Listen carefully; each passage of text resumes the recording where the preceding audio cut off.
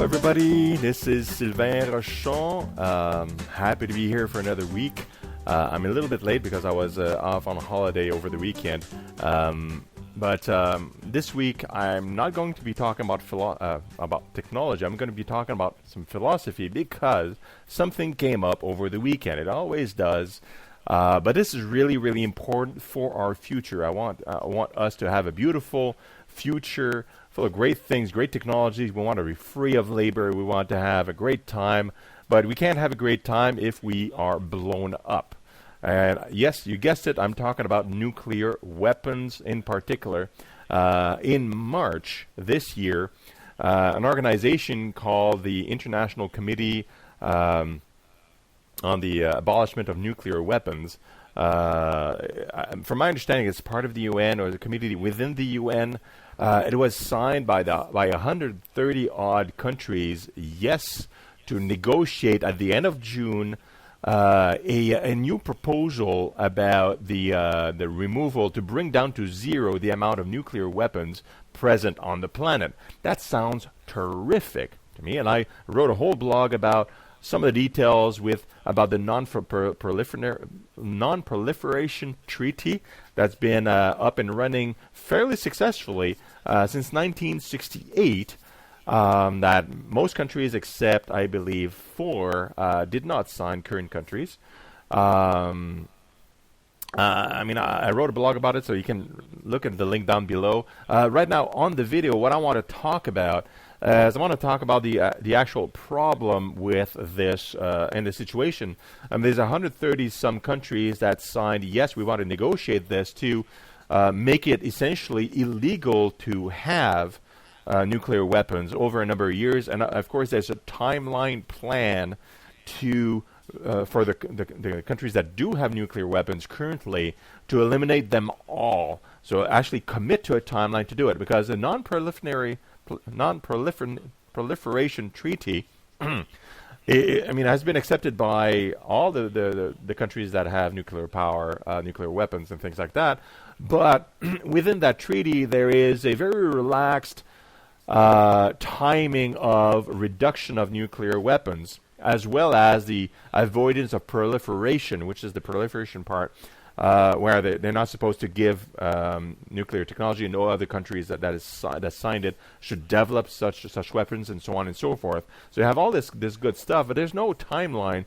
Essentially, it just states that countries can negotiate with each other to figure out how to scale down their nuclear arsenals down to zero over time. There's no timeline, so they can take 1,000 years if they want, no problem. The treaty is signed, there's no ratification for it, and so the countries for this new proposal that was voted in March to go into negotiating over the summer. The developed countries, those that have nuclear weapons, decided no, they don't want to participate in that. They don't want it to happen at all. And the way they justify those that have nuclear weapons is said, well, what we want first, what needs to happen before we even agree to anything like that, we need first to have a consensus and a stability in the world that would allow us to actually remove the weapons. And they're talking about the comfort level between each other, that there won't be a threat or an attack. One country, let's say, decides to remove all their weapons, the other country still has them, then they can threaten with nuclear weapons, and they want to have that confidence, that trust, that between these mega powers first. So it's a question, it's a standoff. They're kind of waiting for the other country to make the first move, because they don't want to make the first move and be seen as a weaker country without nuclear weapons or with a reduced stockpile arsenal.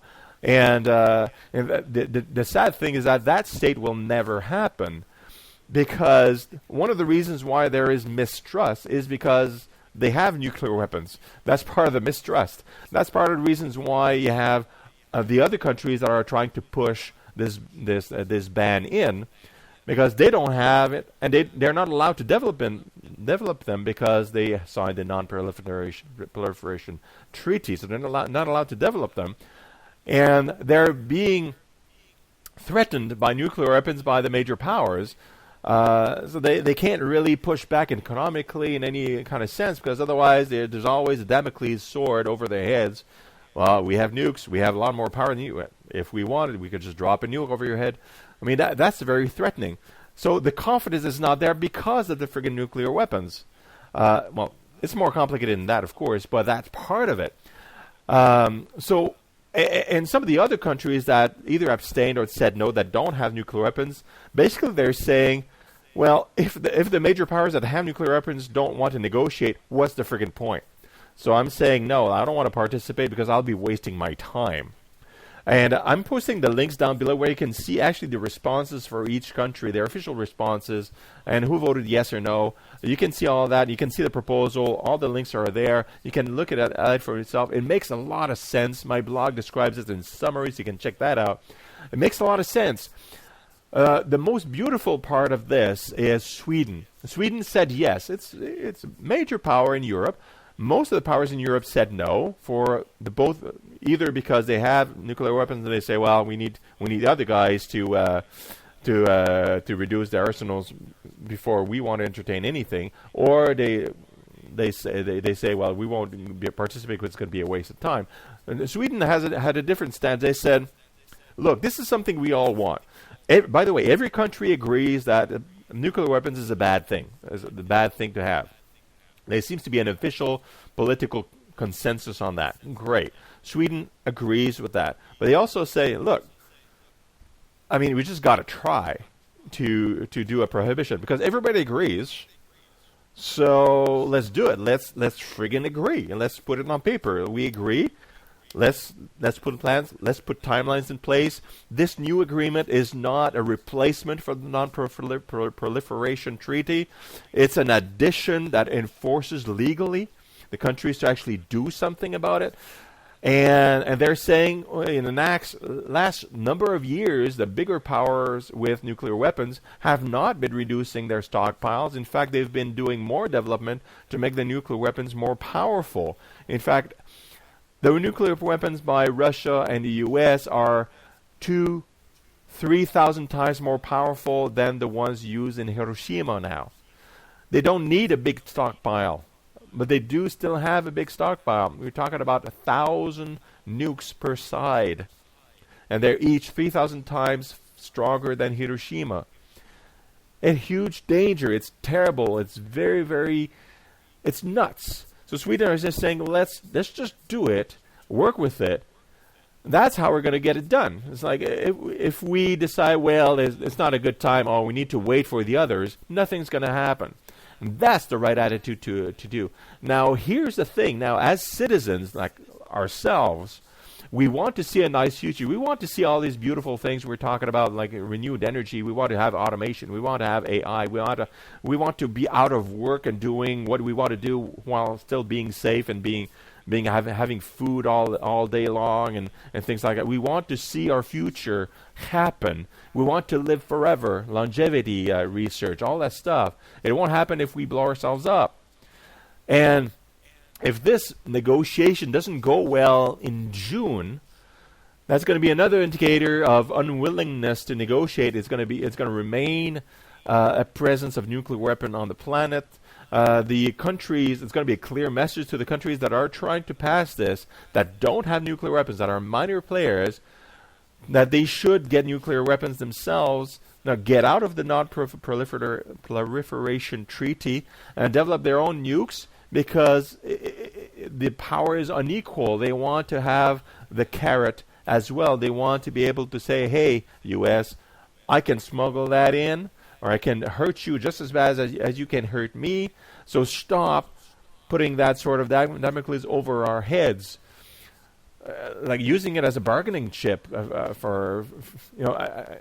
trying to get something moving on the reduction of arms by acquiring arms. I mean, that would be the only solution politically for these countries. And that's crazy. None of us wants that. We want to reduce all that stuff. So put some pressure on your governments. It's like, look, jackass, if you're in the U.S., if you're in Great Britain, China, Russia, France, and also suspected India, Pakistan, Israel, and newly entrant is North Korea. If you're in those countries, if you're listening from North Korea, speak to your government. It's like, no, stop that completely. Put a strong message to the rest of the world community that you are strong enough and you want enough to reduce your power. Be the example for the other guys. Russia, China, they would love it if the USA removes all their arsenal over a slated amount of time. They would actually agree to reduce theirs. I guarantee it. They don't want those weapons because they want to use them. Nobody wants to use nuclear weapons ever. They have them because it's a power struggle and conflict. They're with the U.S., with the Americans, and with each other. So, if one country, one of those major countries, takes a stance, an official stance, and actually does something about it, does make a reduction and takes that risk, that's going to create the confidence of for the other countries to reduce. The other nations that don't have nuclear weapons, may not see the point in actually developing their own program. It's all a question of example. Nobody wants to use them, so let's make a stand.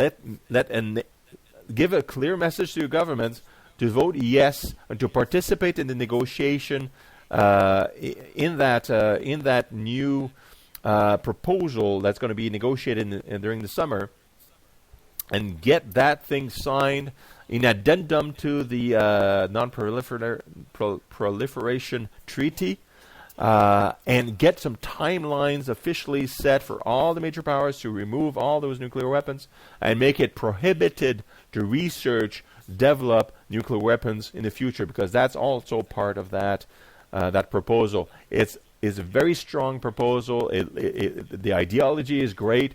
We just need to kick some ass politically with our governments to make sure that actually all these governments that have nuclear weapons sign that same proposal and participate in that process fully.